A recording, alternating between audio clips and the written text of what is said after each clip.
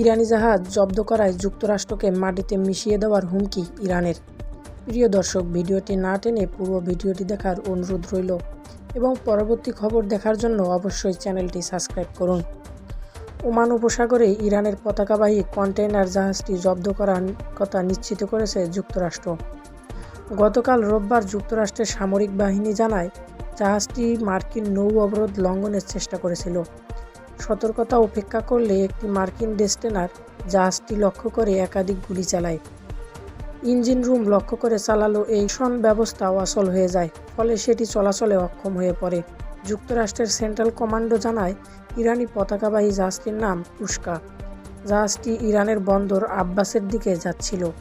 মার্কিন president Donald Trump সামাজিক যোগাযোগে লিখেছেন, এই মুহূর্তে জাহাজটি আমাদের পূর্ণ নিয়ন্ত্রণে রয়েছে। আমরা এতে কী আছে তা পরীক্ষা করে দেখছি। ইরানের সামরিক বাহিনী বলে, জাহাজটি চীন থেকে যাত্রা করেছিল।